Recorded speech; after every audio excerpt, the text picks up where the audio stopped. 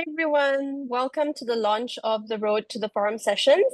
We're really excited to have everyone join us today. There's a lot of you and we'll hope more will be joining soon. My name is Michelle De Cruz and I'm with the AWIT membership team. I'm based in Singapore. I'm brown, I've got a hair that's in a plait and a black t-shirt with a turquoise chain. We're really excited to be here in this space. On the Road to the Forum, together with all of you feminists who are going to be attending, whether you're in Bangkok or virtually from your homes, or in one of the many hubs that we're going to have in Mexico, Kenya, Jamaica, and Cameroon. So welcome to this space. These sessions are meant to give you information to prepare for the forum. And we're focusing today on feminist resistance and solidarity across Southeast Asia. A bit of housekeeping before we start. You may have noticed we're using a webinar format today, and it can be a little bit challenging to be interactive in a webinar format with lots of people, but we do ask you to engage where we can through the Q&A and the chat and with the Mentimeter that we have just dropped in the chat. Jess, can I ask you to drop the Menti? There we have it. So there's a link to Menti in the chat. Please click on it and submit your answers. I do know that some of you might have questions about the forum, about logistics, etc. We have folks on standby here to answer your questions. So please, if you have any questions, feel free to drop it in the Q&A. As always, we want to remind our audience that sometimes feminism is not perfect. It's a learning journey that we're all on. Not all ideas are shared, and that's okay. If you have any questions or comments, please share in the chat. And if you feel the need to step away at any time, please do so. Jess, how's the Menti going? Do we have some interesting responses? It's going. And I'm also going to take, it's going great. And I'm also just going to take this, amazing. I'm also just going to take this moment to invite Arti to say hello to everyone with me. Arti, are you there?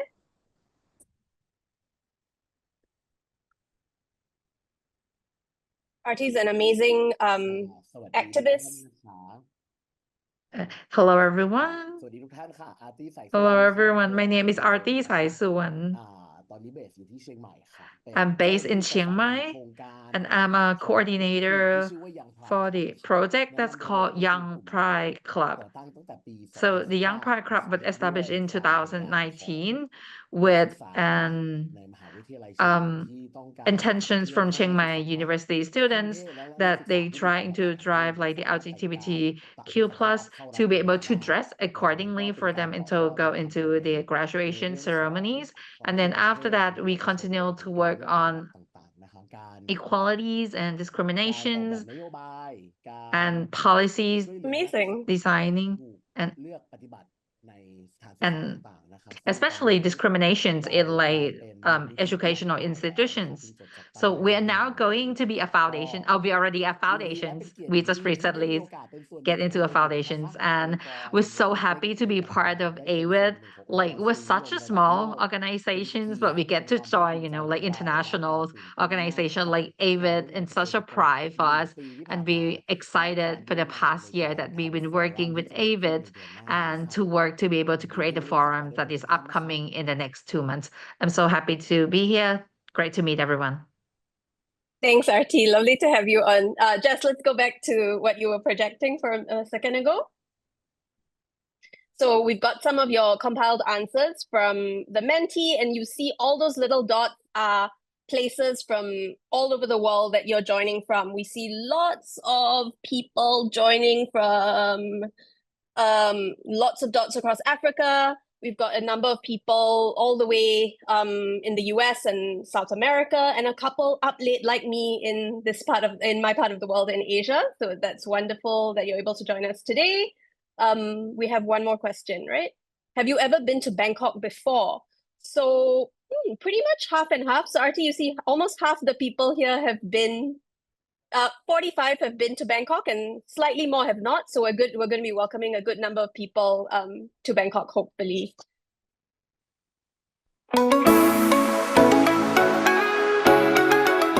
Sawadee ka. Hi, RT Saisuwan from Young Pride Club, Chiang Mai, Thailand. Hello everyone, I'm Toto. I'm a trans activist from Thailand. What makes Thailand amazing is our food and our markets. The connection and the community. High visibility of LGBTIQN people. We have strong connections, we have strong neighbors, and we have tons of activists who tirelessly run our movement by their own topic, like our group Young Pride Club, who stands for gender equality not only for LGBTQ+ and youth, but also feminists as well. And this year is a special year that Thai government passed the marriage equality bill. Everyone could register marriage equality certificate by 23rd of January 2025. We are the second country in Asia that accept the marriage equality, and I hope in near future Thailand would enhance the rights of transgender and the second non-binary soon. So join us here in Thailand and meet some of the most incredible activists, also our neighbors, who see why Thailand is so very special.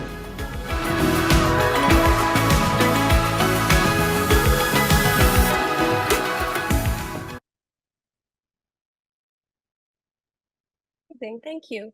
Juhi, can we have the PowerPoint, please? Sure.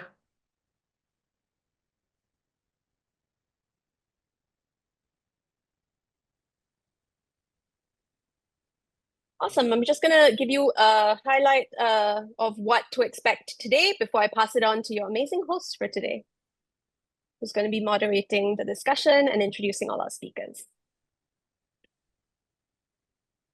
Juhi, you can go right ahead to the third slide.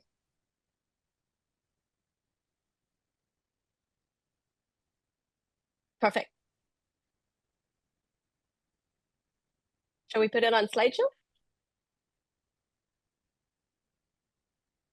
Awesome. So just to give you a brief idea of what we'll be covering today, we'll be giving you a bit of an introduction into Thailand and the Southeast Asian region, especially for folks from far away who might not have had the chance to be here before.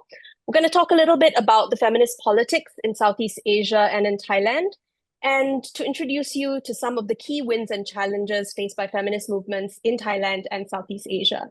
I'm now going to pass it to Ina, who is going to give you a little bit of an understanding of why we're coming to Thailand and the AWID Forum. Ina, go ahead.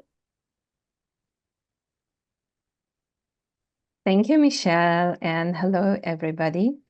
I'm Ina Michaeli, AWID's Co-Executive Director, and I'll start with my visual description, which is I'm a white, Eastern European-looking woman with short brown hair, though it's been long for 20 years until recently, glasses, dark red lipstick, wearing a black t-shirt with some tattoos peeking from my arms, and a poster behind me saying Free Palestine and Ceasefire Now.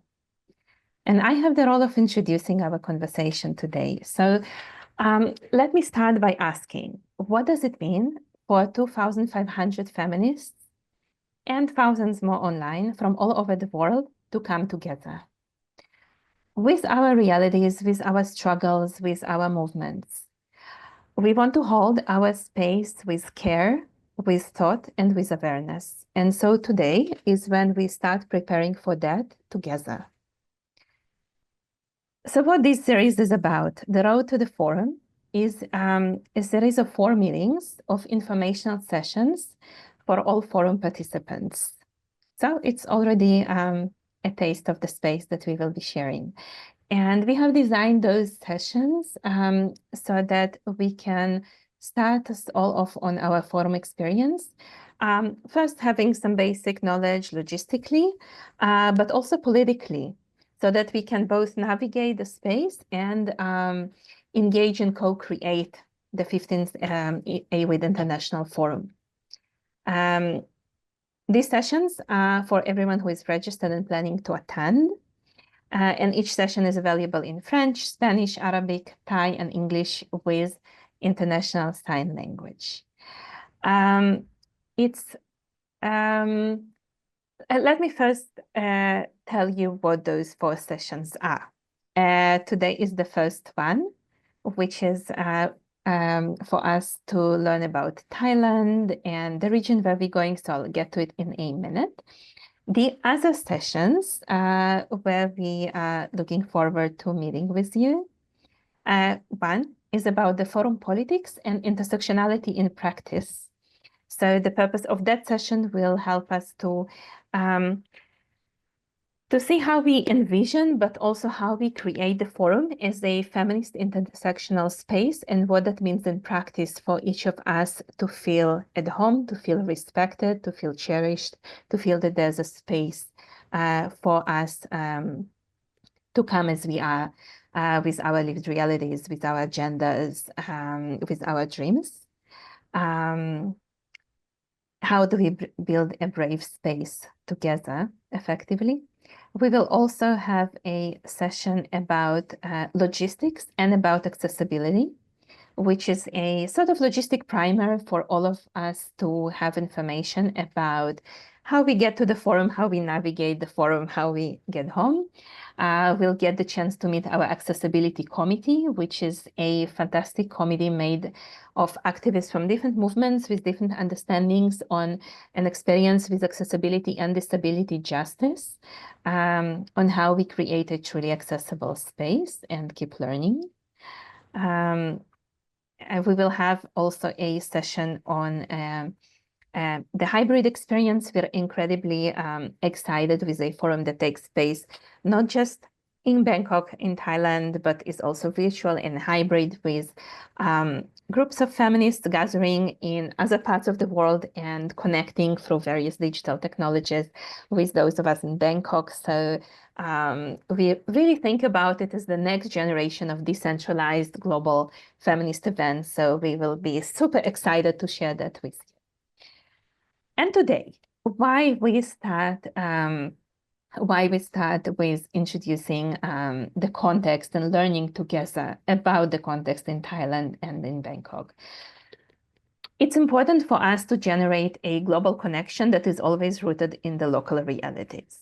And that is why we want to start with honoring the actual physical space, the physical, the social, political, cultural space where we are, by learning about Thailand and Southeast Asia from the perspectives of the movements. For context, the AVID Forum is each time in a different part of the globe. So at this forum, we will have opportunities to learn about other regions of Asia, about the Pacific, and also about all other parts of the world. Why Thailand? So many international events take place in Thailand and in Bangkok, but for the AVID Forum, it's a journey. We have been to many countries in the region. We met with amazing feminist movements, also to discuss the possibilities of hosting the AVID Forum in those different countries. And yeah, let me tell you, it is not easy to find a place in this world where we can all meet safely, where we can get visas, where venues can have accessibility. And we fell in love with many strong movements in different regions of Asia. And for many reasons, Thailand was the most sound choice to have the AVID Forum at this time. And so we are very excited. And you have just heard from the video many more reasons to be excited about. So today we will hear from fantastic activists from Thailand and from the region that I will be introducing shortly. But first, I will hand it back to Michelle and Arti. Thank you, Ina. Juhi, we can play the video now, please. The second one. And this is going to give you a glimpse into some of the people who've supported us along this journey in understanding Thailand better and in how we can best reflect the Thai feminist movement. So you'll get to see some of their faces of our partners in the Thai Forum Committee that's helped with this process. And Arti's one of them. Go ahead, Juhi.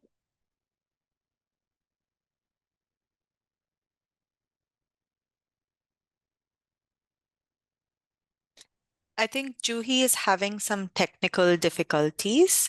Okay. So I'm going to try and project it from my computer. This is Gopika.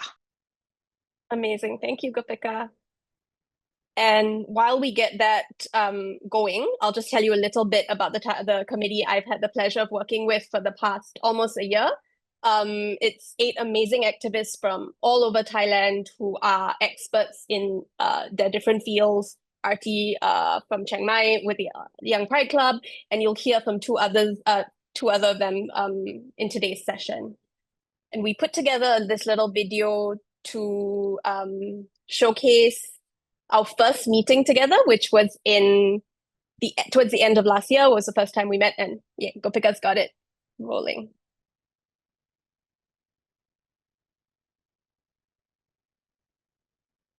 Sorry, just fixing that. No worries. Sorry for the tech troubles, folks, but I'm sure you know what it's like with this online feminist life. We'll have it rolling in a second or two. Thank you very much. That I need to do. So this conversation is an opening.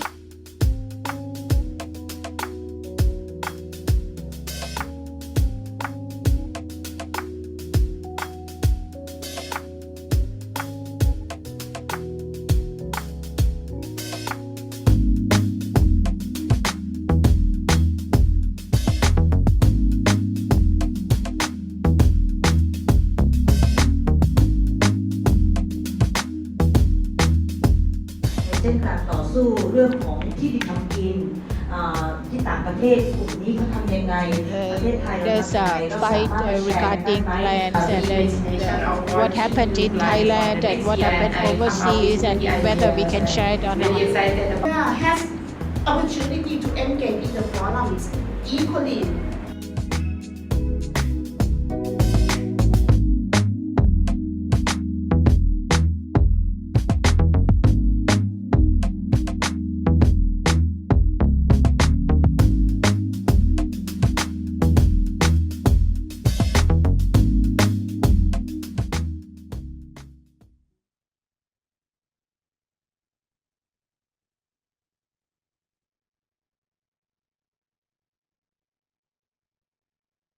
Amazing, thank you. Can we go to the PowerPoint, please?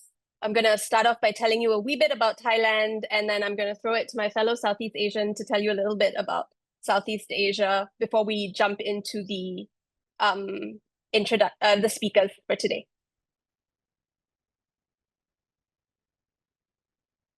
I think we're still, okay, we were good.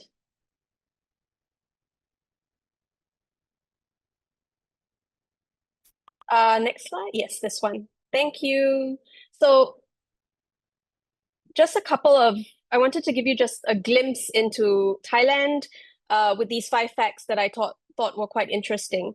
The first one is Thailand's never been colonized. It's the only country in Southeast Asia that wasn't colonized because it was very much a buffer between the British and French colonial interests in Southeast Asia. And the king at the time, King Mongkut, was very wealthy, and he was able to cede a lot of Thai-controlled portions of what is now, Cambodia, Burma, etc., to the colonizers in exchange for remaining independent. I'm sure you've heard a lot in the press about the monarchy in Thailand and the lèse majesté laws.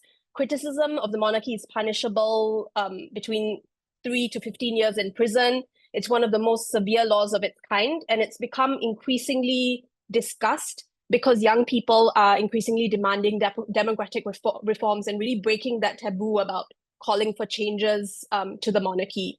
You might have heard also about SLAP suits. SLAP is strategic lawsuits against public participation. And it's really used as, a legal case to intimidate and to silence activists. Just this year, a man was jailed for 50 years under the law, the longest sentence ever. And a couple of months ago, really, Natipon Bung Sanse Sangkom, a 28-year-old who was part of the youth movement calling for royal reforms, died while she was on a hunger strike while in detention. On the democratic political system, Thailand has had, the Thai military has launched 22 coups. 13 of them have been successful, with the last one being in 2014.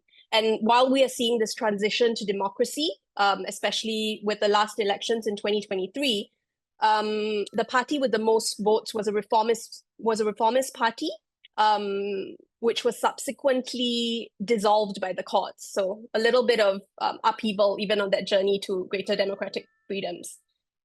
On the amazing parts, it's the second country in Asia to have a marriage equality bill that recognizes same-sex unions. It's the first in Southeast Asia, and so it's paving the way for the rest of us. The law now uses gender-neutral terms in place of men and women, husband and wife, and also grants adoption and inheritance rights. And state surveillance and militarization are also a big part of living in Thailand. The military has been active in Thai politics with all the coups and all that, as well as very present in the south of Thailand, where there's an ongoing conflict that originated as sort of like an ethnic and religious separatist movement. And especially since the coup of 2014, Thailand has been increasingly sophisticated and harsh in how they're using surveillance. And Arti, as a young activist in Chiang Mai, maybe you can tell us a line or two about how that experience living with surveillance and the military presence has been for you.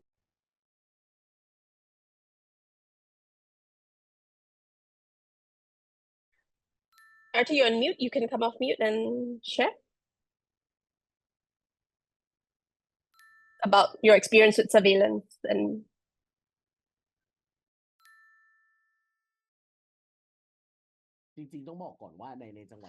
I like to start by saying that in Chiang Mai, actually, there were not official surveillance. However, based on the experience, starting since 2013, our colleagues, our co-workers who were LGBTQI, they were arrested and then detained in a military camp. So their hands were tied and then their heads were covered by the bags, and then I cannot really remember that how long they were retained in a military camp. And at that time, all of them were students, were university students. And as far as I know, when it comes to surveillance, what I can say is that we were followed from afar. Yep. However, in 2020, when there were protests in Chiang Mai, there were protests. Of course, the official at that time did not use violence, but certain activists were arrested and the arrest order came from Bangkok. So this is our experience, the experience from our group. Thank you, Arti. I'm sure that must have been very challenging. And thank you so much for sharing with us about that. Can we go to the next slide, please? I just wanted to share the next slide, which has these amazing images of the feminist movement in Thailand, from LGBT advocacy to standing up against the government to fighting for the rights of sex workers. And yeah, these are some great images. And I'm now going to hand you over to Umaira, who's going to tell us a little bit about Southeast Asia. Thanks so much, Michelle. Just as an introduction, my name is Umaira. I have long black hair. I am Southeast Asian. I'm Malaysian. And I'm wearing a shirt that is orange, blue, and white. Next slide, please. So before we go into this question, into the presentations, I think it's really important for us to clarify what do we mean while we talk about Southeast Asia. I think in terms of states, we're talking about Cambodia, Indonesia, Laos, Malaysia, Myanmar, Thailand, Brunei, Philippines, Singapore, East Timor, Timor-Leste, and Vietnam. So in terms of how we understand why we have to talk about Southeast Asia too, is that although we recognize that Thailand falls within the broader regional categories of Asia or even Asia Pacific under the United Nations categorization, we really hope to be politically deliberate and limit our scope of the region to Southeast Asia because we want to be explicit and intentional about pouring our collective energies to focus on the nuances and also the complexities that tend to be invisibilized when we focus on one country. As what happens in Thailand, it cannot be isolated or be understood in a vacuum of what's happening in the region. While indivisible from other geopolitical developments in Asia Pacific, we recognize the specificities about Southeast Asia as a region, from the impact of ASEAN economic, political, and socio-cultural agenda on labor migration in the Mekong region, to the intensified militarization of Myanmar, increased criminalization in certain countries in Southeast Asia, the increased crackdown on civil society in the region as a whole. It's important for us as AWIC to work with partners from the region to navigate the implications of holding the forum in this region on activist movements and as also partners. And to this end, we've been working through the forum, we've been working with a group of 11 regional organizations composing of organizations looking at militarization, at also talking to trans groups, intersex groups, and women's rights groups from the region to work on this together. So there's a big shout out to the amazing work that they have supported us with, and also supporting us in understanding the region as well. So should I pass it back to you, Michelle? Yep, that's great. Thank you so much, Amara. And I'm actually going to invite Ina to take over and introduce us to the amazing people we'll be speaking to today to learn more about feminist resistance and solidarity across Thailand and Southeast Asia.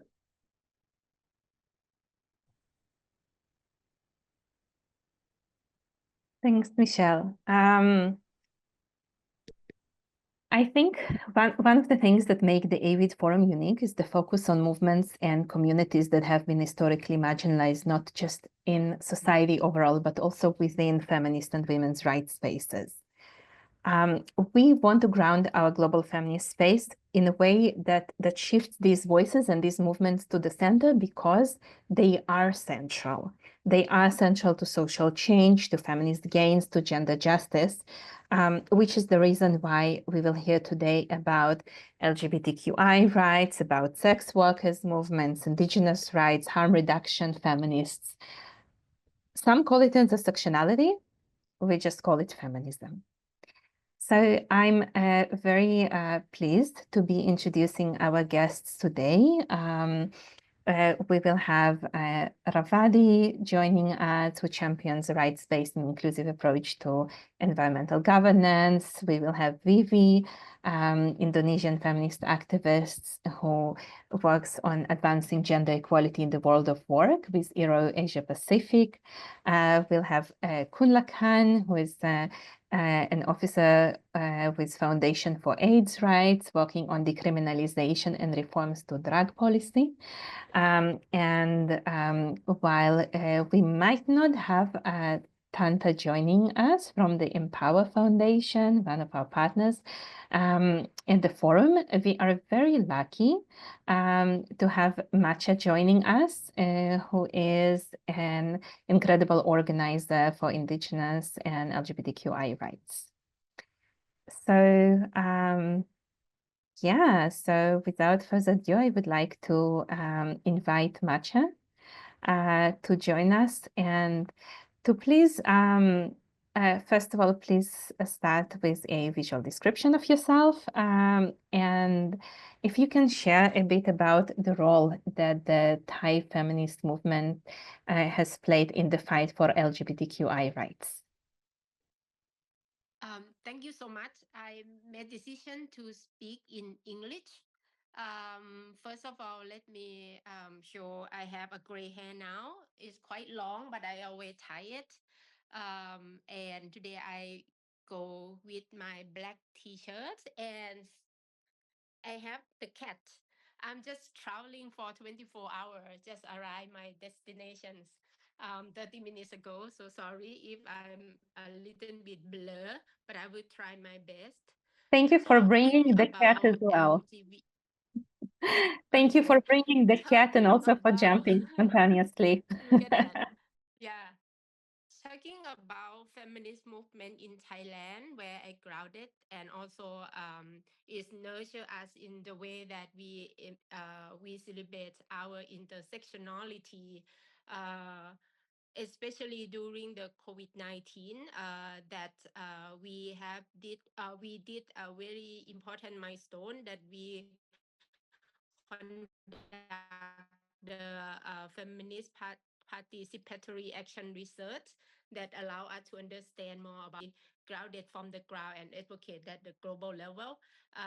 On the other hand, the feminists in Thailand, especially after the coup, the forefront of the movement, not only feminists, but also a lot of young people, and they really need to understand how intersectionality is. That's why we also partnering with some feminist organization, included Thai Consent and Feminista, did the feminist school, which empower more than 100 feminists, and many of them now are outstanding at the forefront.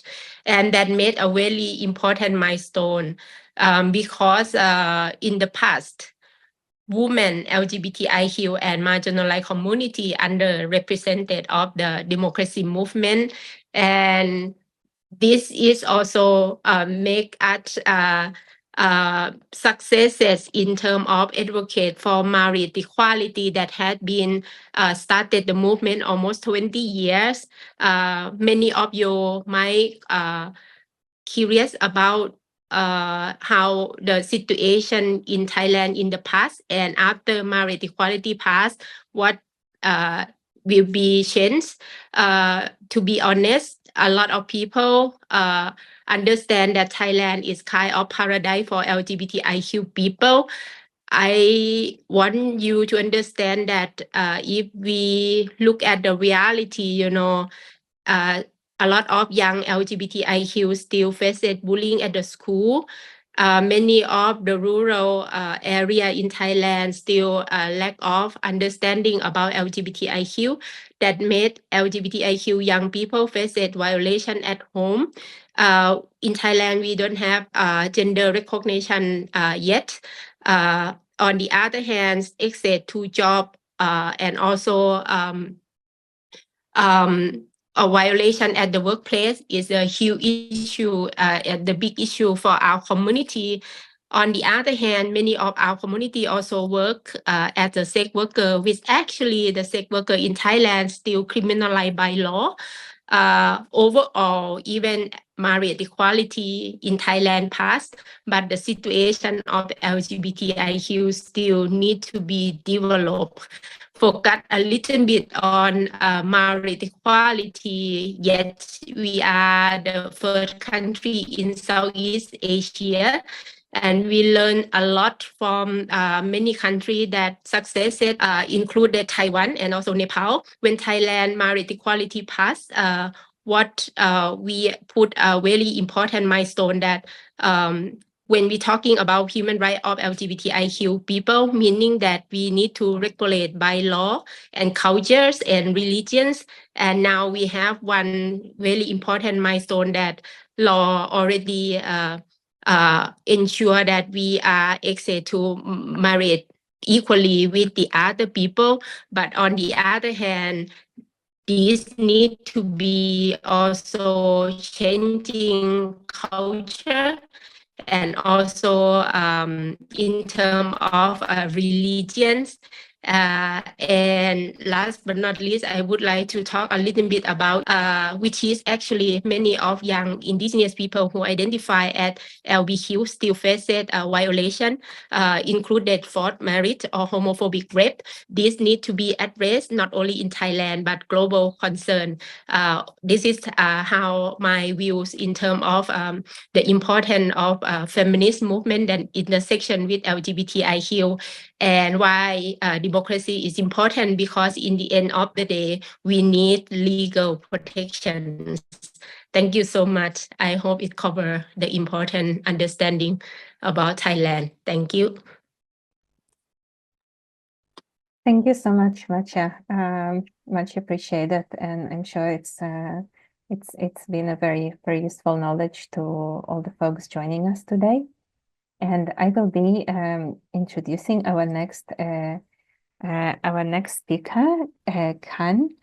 And perhaps I will just say that part of what I find special in the AVID Forum is the way that we can expand our own horizons to learn about parts of our own movements where we were less aware or even perhaps had ignorance or stigma about.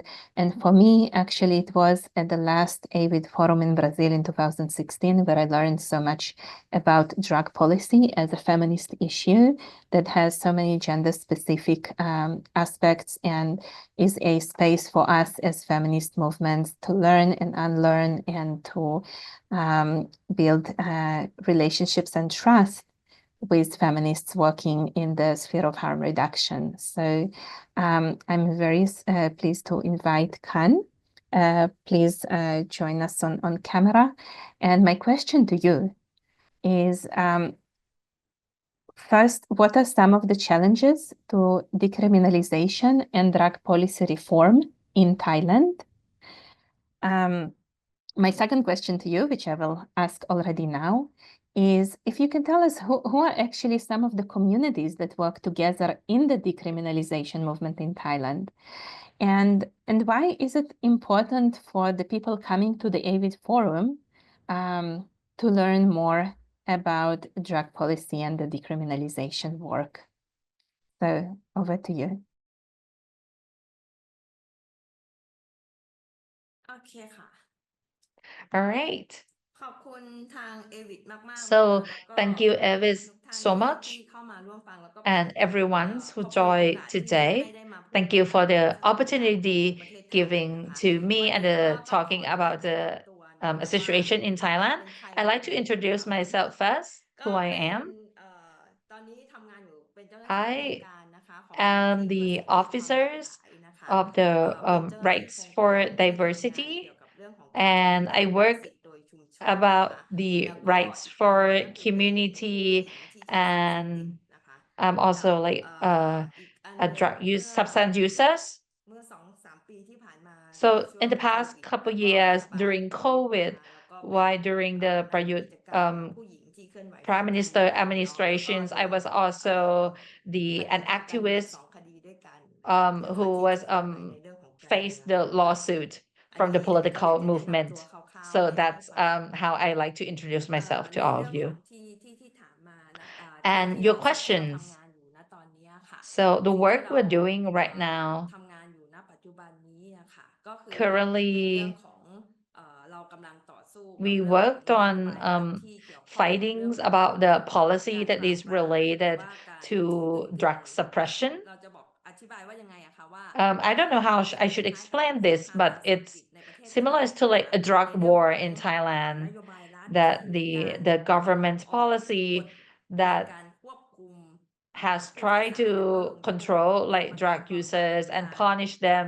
like forcing them to go into จับ rehab กุม and การตั้ง trying ก to ฎใน arrest เรื่องของ them. การครอบครองยาเสพติด And หรือ there's ถามว่า also like ที่ a law or จำนวน like แค่ 1 เม็ดเนี่ย possessing. คุณก็ So even you have โด like นค one ดีค่ะ pills of ในประเทศ yaba, เรา you would นะคะ probably get การ punished เอง by เราก็ law. ทำงานใน So เรื่ we've อง been ของ trying กา to รให้ fight บริ this, การในเรื่องของ and I worked การ in เพื่อนที่ providing ถูกละเมิด service สิทธิ์ในเรื่องของ for ละเมิด friends สิทธิม whose นุษยชน rights ไม่ว่า were จะเป็นเรื่องของ violated, HIV whether TB like on โปลิโอ HIV นะคะ friends แล้ว or ก็ like TB friends, สิ่งสำคัญก็คือเรื่องของยาเสพติดรวม tuberculosis, ไปถึงในเรื่องของ and drug เลือกปฏิบั users ติหรือว่า as well, and discrimination ของ also รวมถึงเรื่องของ discrimination stigma ด้วย and เรา the ให้บริการ stigma กับ and เพื่ the อนที่ใช้ societies. สารเสพ So ติ we ดละ provide เมิดสิท service ธิ์ to หรือว่า friends ทา who รุณให้ uses ไม่ว่าจะ drugs, ถูก but กัก they ยา were หรือ violated by law, whether like ผิ they ดกฎหมา were ย ท the police ำจะบอก give ว่า drugs สิ่ to งที่ them ทำให้ and make them like get มา punishment. ควบคุมเรามาจัดการเรามาลงโทษ So we're เรา trying นะ to คะ work ก็ with like the ส policies ถาน that การณ์ตอน punishes เนี้ยก็พบว่า these ผู้ drug ให้บริการ users. ในประเทศไทย And currently มี we ข่าว found that มี the drug การ user in Thailand ละเมิดสิทธิ์เยอะมากขึ้น have been เพราะว่านโย violated บายของรัฐที่ by ที่ law มี a lot of มี times because this is มี due การลง to โทษ the government's กักขัง policy เนาะในเรื่องของ that การไม่มีการ focuses เลือก on ในเรื่องของ penalties or focuses on การ punishment บำบัดฟื้นฟู instead of like providing them options for them to go into rehabilitations. So we're trying to talk about harm reductions in providing service for our drug users friends. And our drug user friends has to, still fight with the laws, even though they're just users. And the government has not have a strong policies of rehabilitations to them as an options. And we see like a lot of like legal violations, because I've saw a lot of my friends who come in for service and they were have like legal violations. So what we're trying to do right now, we're trying to reform like the drug law. We look at evidence for about the drug users in Thailand. So we look in details how the rights were violated and how the laws actually affect the drug users. So instead of like focusing on arresting the drug dealers, they sometimes focus on arresting like drug users and put them on like the enforcement of rehabilitations without providing them options. Sometimes they decided to go against that. They don't want to go into rehabilitations and they decided to go to jail instead. And then we also work on the drug users' health, that sometimes they cannot access harm reduction. And the government had a policy, not really help. I mean, like in terms of like the activists, we think that Thai government is not sincere in working in about the drug issue. There's only punishment and providing no options for like drug users. So we're trying to fight and trying to reform the laws about the narcotic codes that punish on drug users, and also we're trying to provide service like community service where we can give them a service when like if let's say if the drug users were violated by law, they would have a location where they can come into to talk about how they were done wrongfully, and they should be able to come to this place where they can check for like HIVs, and this could be like a space for them to just come in and talk. And we're trying to make this community service work on well-being for drug users as well. So after, being enforced into rehabilitations, or they be unable to access certain facilities. So we're trying to have a space that can help them and give voice to them to make the government's policy align as much as possible with the drug users. So this is what I want to tell you. I didn't prepare to present anything today. I was overwhelmed with work. But if I had a chance to present, I would present about the drugs situations in Thailand. So this is it from me. Thank you so much. Thank you, Khan. And I think the reality of being overwhelmed with work is unfortunately the reality of too many feminists and activists around the world, and is, well to known to so many of us.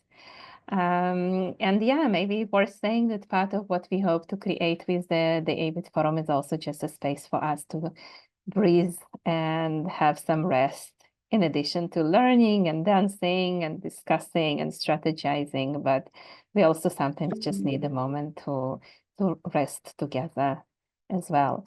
Thank you very much for the presentation. And I think I'm sure it's a new topic for many folks. I'm sure many of us have been for years in feminist spaces and have not come across harm reduction or drug policy as a feminist issue. And I think, as much as people who use drugs are stigmatized and sometimes just dehumanized in society, women, trans, and gender diverse people who use drugs are many times stigmatized so much more and face so many more types of gender-specific violence that it's I think we're proud to have that topic and these amazing activists as part of our movement space as well.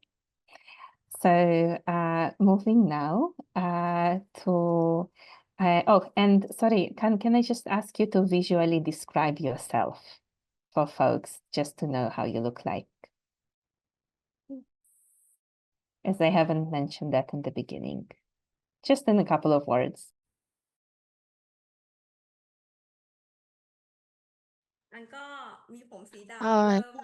My hair is black, and then there's increasingly gray hair right now, and I am Thai.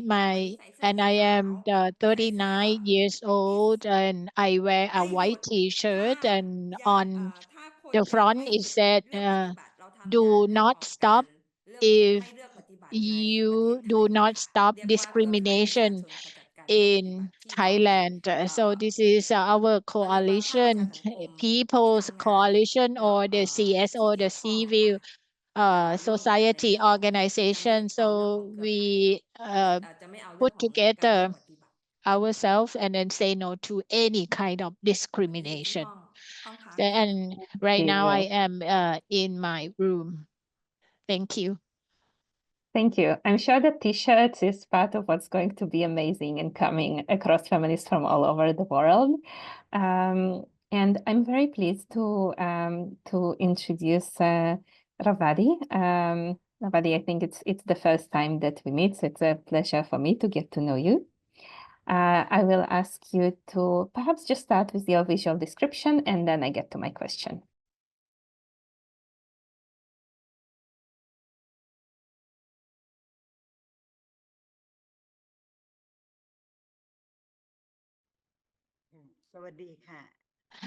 Good evening, everyone. My name is Revadi Praset Jalern Sukh. I am I am 20 years old, away from 100 years old, and I have been working in rural development for 5 decades. I am still working in the field. However, right now our priority is to connect networks and not only networks within our foundations, but we also work with indigenous in the north as well as fishermen in the south, and we are of the opinion that working in the issue of environmental resources, we cannot just limit ourselves in to our village or our country, but we do need to connect with other networks across the countries. For example, working with those working with the drug issue or the gender equality or labor groups or the agricultural farmers group or children groups or the poverty, the aging persons. So this is what we are doing right now in Thailand. And the issue is about development, and this development issue is closely related to natural resources.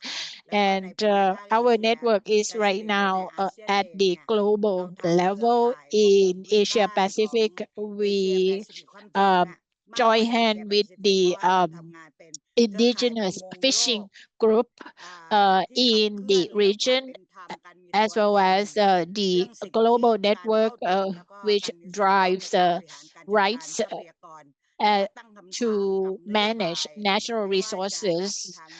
We also question or ask question or interact with UN organizations at the ASEAN level, whether or not what these international organizations have achieved the developmental goals or not. And we right now, in terms of natural resources, we are the users for our living condition, for the economic condition. However, we should use or spend natural resources in an effective way for the future generation as well. Once again, we work together with local, regional, and international networks. Actually, by the way, my hair is quite beautiful. I'm so proud of my hair. It's gray. And this is the natural color. So the combination between black and white. And although I am old, yet my spirit is young, and I am very enthusiastic, very excited about the work that I am doing. And I would like to share the screen because I have the presentation for the topic that I am assigned to talk to you tonight. Thank you, Ravali. So Can just can you see my screen right now? yes, and we have about 3 minutes left. So if you can take us to the most important slide in your presentation.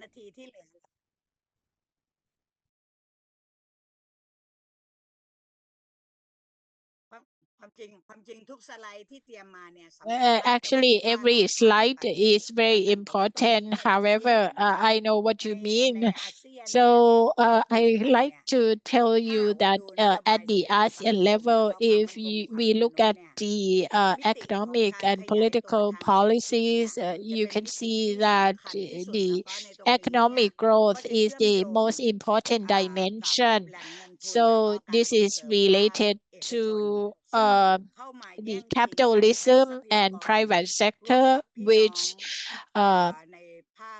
try to use the natural resources, and this also affects the food security of our people, because what I like to just show you is that at the ASEAN level, they certified they confirm the issue of human rights. So everyone ratified, everyone say yes to this issue. Yet in practicality, ASEAN puts priority to private investment. They want so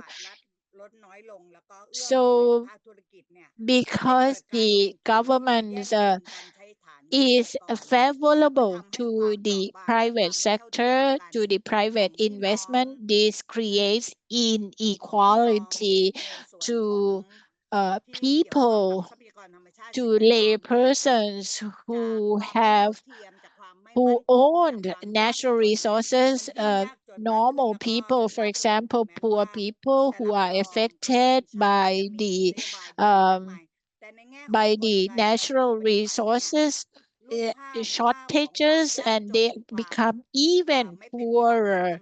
So you can see the unfairness in terms of less diversity of natural resources, and this is the problem.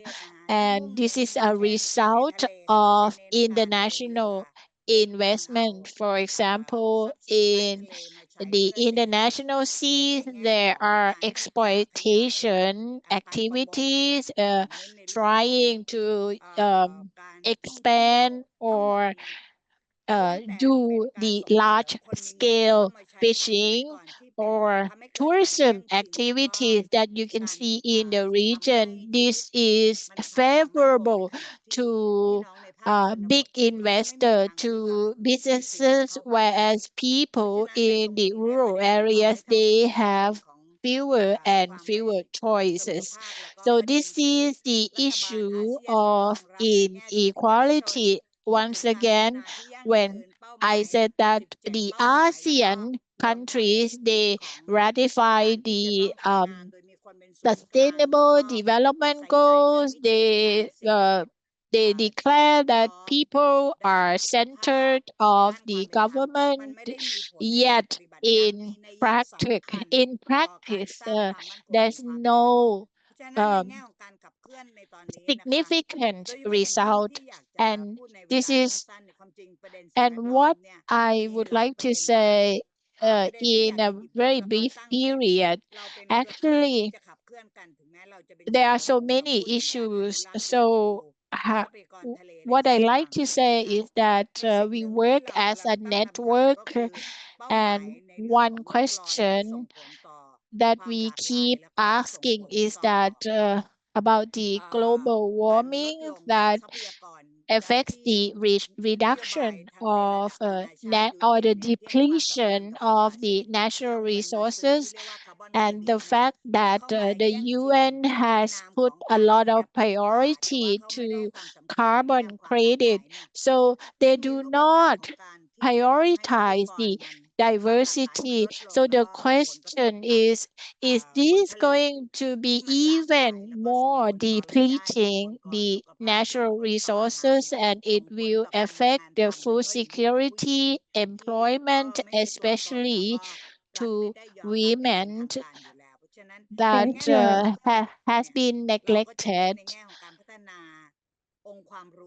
So what we are doing is we also try to enhance capacity buildings of our friends or people within the network, so to ensure that there will be a change so that the dimension of women can be introduced in the international level, so that fairer rights will be distributed.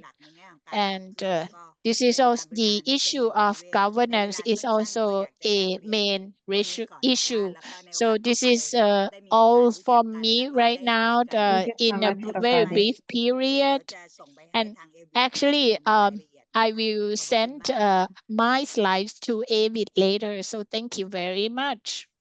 Thank you, Ravadi. And first of all, we absolutely love the hair, but also I think all the issues that you are raising in terms of climate justice, in terms of labor rights, of rural women's realities,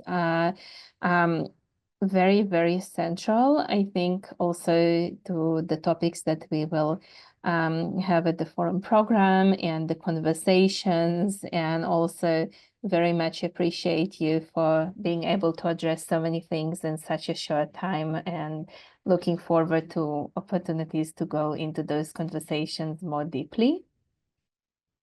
I'm sure it will also resonate with activists from other regions and other parts of the world that are working on similar issues. And these kind of encounters across borders can be really, really powerful and meaningful. Thank you. And I am pleased to introduce Vivi. Vivi, can you please join us on screen?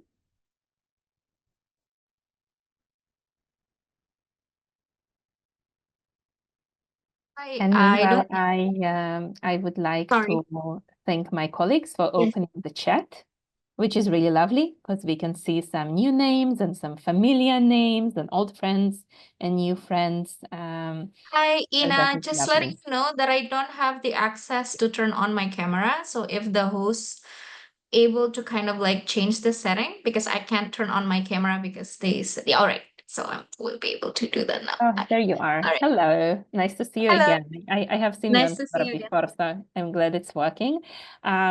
Let's just start with a visual description of yourself. All right. Thank you so much, Ina. Sorry, Ina. Hi, everyone. My name is Vivi. As Ina introduced, I work for organization called International Women's Rights Action Watch Asia Pacific. It's a very long name. Sometimes I also forget what it stands for. But I also work in the national context within Indonesia as well. I work for Jakarta Feminist. It's a national level organization. Visual description about myself. I am a Southeast Asian cis woman. I have a long hair. Right now I'm wearing like a long greenish kind of like sweater because it's a bit chilly somehow in my room. I'm working from my room right now. It's quite late. In Jakarta, it's almost 9 p.m. and I wear a little bit of heavy makeup today because I just came back from like my partner's like office party. So I'm wearing like a kind of like orange peachy lipstick. So yeah. Lovely. Thank you. Thank you for joining us here for the after party. It's unfair. We have also a very big question for you with just a bit of time, but I think our desire here is just to get a taste of the political context and the regional context we are coming into. So my question to you first is, looking at authoritarianism, looking at nationalism, what are those threats for the region? And if you can share a little bit how feminists from the region are working to counter those trends, many of whom are global, right, as well, but how feminists are working to counter those global trends at the national and the regional levels. I'll loop in my second question there, which is, what should all of us as feminists coming to the region, what should we keep in mind when we attend the forum, if we want to attend and act in solidarity with the work that you are all doing over there? So over to you. Okay, thank you so much, Ina. I also prepare a slideshow, but I'm gonna share it from my own screen. But I think before that, I just would like to start because you're talking about authoritarianism and also nationalisms that happening in the region. So I would like to first reflect back upon like what's going on with Indonesia, and I think we are experiencing Philippine 2.0.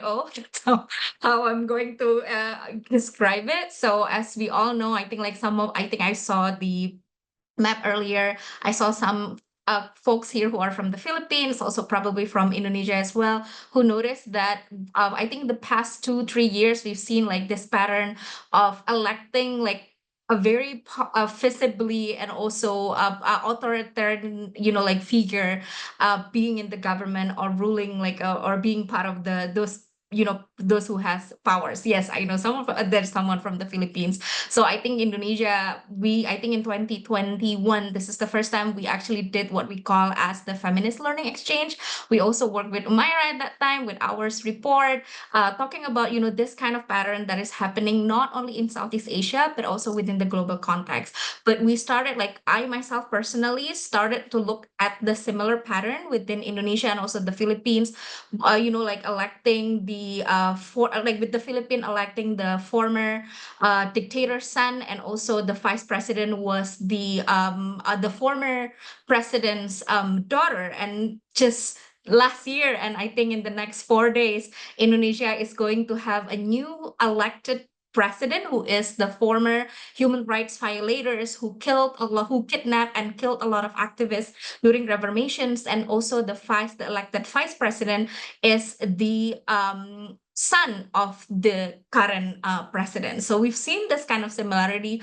That's why Asia Pacific, and I think because I was the officer that was holding on to that, so it was very personal thing for me. So we started to do what we call as a feminist learning exchange. So it's a platform, especially connecting grassroots activists, because we see that grassroots activists, feminist activists, are the one who has like a very direct impact of this kind of pattern, but somehow they are mostly being left out within the conversations, especially within the regional and also global settings, in terms of how they are actually contributing to the resistance, and also the way that they are actually also should be able to identify what those resistance or the regression itself looks like. So I intentionally choose the pattern, like the designs of batik, which is something that you've seen all across Southeast Asia, and sometimes we fight for it. We fought for it as well. Like, for example, Indonesia are oftentimes fighting with Malaysian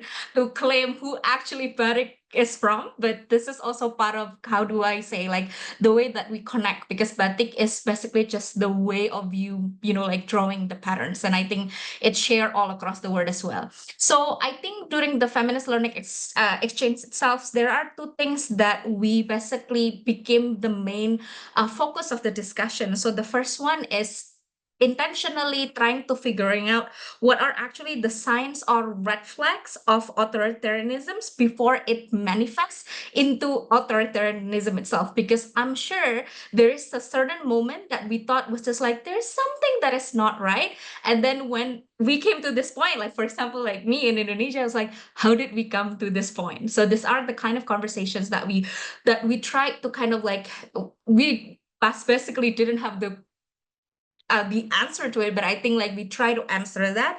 And I think second is like what Ina mentioned in terms of how are we as a feminist activist is going to resist this regression, and also in a way that to prevent it, and also to navigate around if this is something that is already happened. So I think during the discussions, and I think it is also reflected in Sorry, our... Vivi, I will just interrupt you to say you are speaking, if you can slow down for the interpreters. Yes, because I they have would 10 minutes. So that's appreciate it very much. I know a lot of us struggle with that and need the reminder, so that's just one for you. Okay. All right. So I think during the feminist learning exchange discussion, so we also talk about, you know, what are the strategies, or what are the kind of, you know, like types of sorry, this is such a difficult word for me in English, authoritarianism looks like in Southeast Asia. So this grassroots feminist activists see capture as one of the signs of one of the signs that authoritarianism is actually starting to become, you know, like such a to become something within their context, their national context, or even within the regional context. And when we are talking about capture, there are three types of captures that were being defined by the feminist activists in Southeast Asia as well. First is the state capture, second is political capture, and also the corporate capture. And I think during the next few minutes, while I'm explaining this to you, you might feel, or like, you know, having some kind of idea, or in terms of like, oh, this is also something that happened in my country or within the context that I am. And like I mentioned before, this is not only something that happened in Southeast Asia, but also all across the globe. And I think this is a moment also for us to be able to reflect this within our own context as well. So the first one is the state capture. This is the kind of capture where state, usually the government, uses their accountability, not basically the point is not to protect, but they doing it another, you know, the other way around, which is not to protect and not to fulfill the rights of marginalized group, and instead silencing and protecting those who already has power.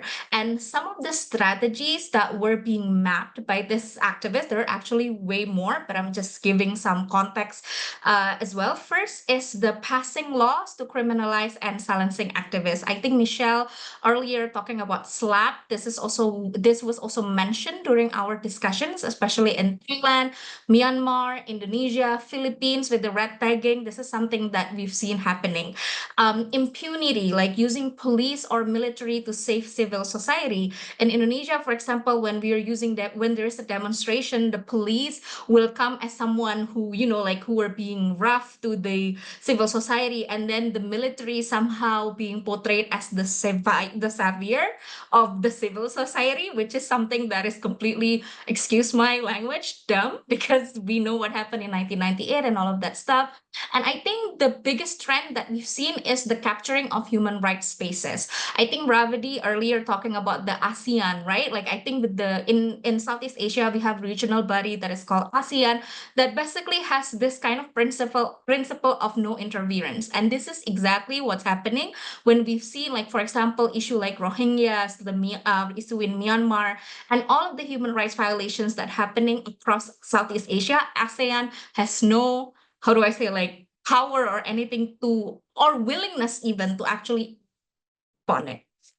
And I think the other trend is actually them, like taking a seat as part of the Human Rights Council. I think Indonesia, Vietnam, and I think Thailand is right now is also trying to take the seat as part of the and this is also something that we criticize a lot in Indonesia when they are engaging in that kind of situation, because of the human rights situations in Indonesia is also not great.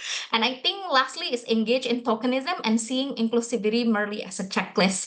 And with Euro-Asia Pacific, we work a lot with the CEDAW committee, and I think during every review in not only in Southeast Asia, but again, someone from Southeast Asia, I always pay close attention to the report from the state from Southeast Asia, and usually they only mention, oh, we have these numbers of female ministries in our government and all of that stuff, and they seen it as part of something that was great, but we need more than that. So second is the political capture. This is something that I also talked about earlier in the situation in Indonesia and the Philippines. Sorry, I will Yes. just interrupt you for a minute to echo what my colleagues have shared also in the chat. So if folks have any questions for Vivi, for other speakers, if you can please post them in the Q&A box, that would be great. And even if we are not able to, don't have time for all the answers, we can share them later as a follow-up correspondence with all the participants. So thank you. And Vivi, back to you. And if I can ask you, just tell us the most important thing about the political capture. And I know you have the corporate capture slide, and we don't want to lose that. So if you can just tell us the most important points on each one, so that we have a bit of time for Q&A. All right. So I think I'm just going to talk about the strategies then. So I think in terms of the political capture, I saw the question and answer talking about the LGBTIQ groups. This is where I've seen there's a lot of, like a spotlighting of LGBTIQ group as a scapegoat for propaganda. Like, for example, in Indonesia, when we're talking about even natural resources, LGBTIQ groups are usually the one that is being blamed.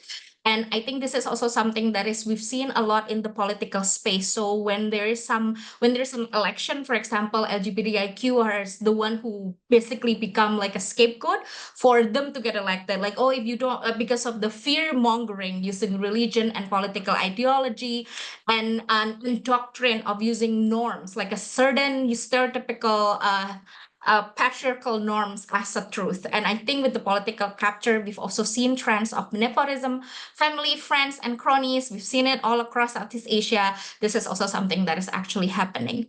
And yes, oh, sorry, there is a typo on the description. But again, corporate captures, like it says, is corporations that is basically trying to capture the civic spaces and the way that they are trying to influence how not only state, but also, for example, human rights spaces to create certain policy or avoiding their accountability of human rights violations. Ravadi talks a lot about environmental justice, that I think it's pretty much very in line with the situations of corporate captures.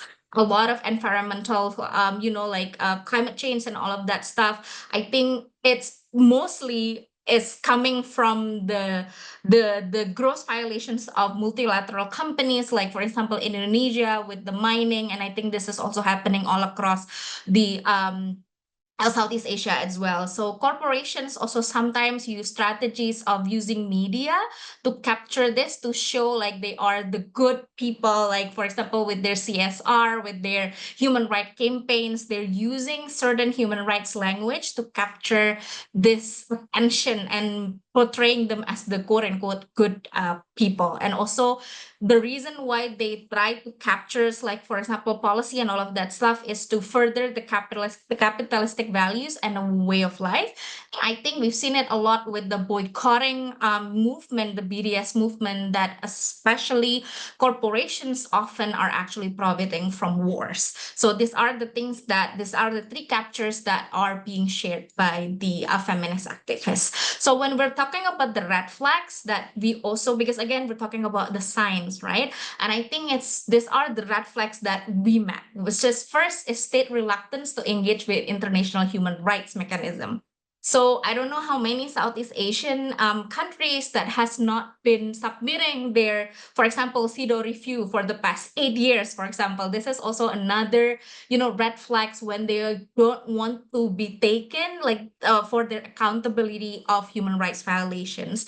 And we also seen pattern of militarizations and use of militaristic symbol, expanding influence of religious groups on human rights. We've seen this pattern in Brunei, in Indonesia, in Malaysia, even in Singapore, when they're talking about female genital cutting. And this is also something that I was very shocked about when I went to the CEDAW review last May. And also security, critical speech, and also self-censorship. We've seen this a lot using policy, for example. And I think unequal space for women and insufficient attentions to women's issue that mostly are being neglected, especially talking about LGBTIQ community, like informal woman workers, for example. Those are also the cases that are often being left out. Manipulations of online discourses to basically creating a new, the way that the Americans say, right? The alternative facts. That's also, we've seen that kind of pattern. And I think the last one is the capture and the use of feminist terminology. I'm just going to straight go to the feminist resistance. So these are the very few examples of things that we map with the feminist learning exchange. As first, the way that we resist is by showing allyship and solidarity, including global issue, right? Because I think Ina and everybody else talking about intersectionality. This is also something that the way the word works, apparently things that happening in Philippines somehow affecting things that happening in Indonesia and all of that stuff. So I think allyship and solidarity, even if it's not impacting, and I think it should be it's a feminist value to always share the sisterhood itself. And thank you, Vicky. I think I will have to pause you here just so that we are able to finish on time. But if that's okay with you, I think that would be amazing to share those slides. And I actually see that some of the points that you have on this slide are already responding to some of the questions about the feminist and LGBTQI resistance in the region, and some of the strategies that activists are putting in place. I see that's the question from Betty from Uganda. So it seems to already be a great answer to those. And yeah, any last sentence from you before I hand it over to Umaira, just to make sure we also close on time? Okay, so I think it's just about, your last question in terms of what should be aware when we're in the forum. It's going to be my first AWIT forum as well, so I have no experience in terms of how I should, or I should engage with AWIT forum. But I think it's pretty much the same with every kind of space that we share, with a lot of backgrounds. And I think I've shared it here as well in the slides. I think about the intersectional approach, and also understanding that everybody has a different experience, and using that as like a way for you to kind of like, instead of it's just basically to gain more from that kind of intersectionality. So yeah, thank you. Amazing. Thank you very much. And over to you, Myra, to close us off. Thank you so much. So again, I'd like to thank all our amazing speakers. I really hope that you're all as excited as we are about the forum. Just to close this session, we wanted to give a little bit of details on where you can find more information. And while we do that, we also want to share the link to the final evaluation Menti with space to ask a few more questions on this topic. You can also write your reflections in the chat. One question that I'd like to, before we go, just if you had, I think, Jess, would you be sharing? I'll put it in the chat, the Menti. Okay, perfect, thank you. So if just one last question before we go, if you could share your reflections in the chat, if there's one key takeaway for the folks here, what would it be?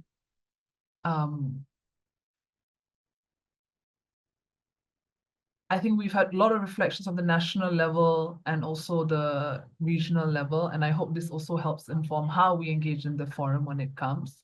Again, thanks to the speakers. We're so grateful for you sharing your wisdom and also the context of what's going on in the region. To everyone here, please check your emails and click yes to the calendar invites to the next Road to the Forum session that will happen on October 30th. We are going to talk about foreign politics and walk you through the code of conduct on November 6th. We'll talk about logistics and what we are doing in terms of accessibility at the AWID Forum. And November 13th, we will talk about virtual participation. If you have any problems or any questions, please send a message to the email that my colleague will share, Jess will share, and we will link you after this session. The email is in the chat box now, and hope everybody has a great day. Thanks so much for joining us.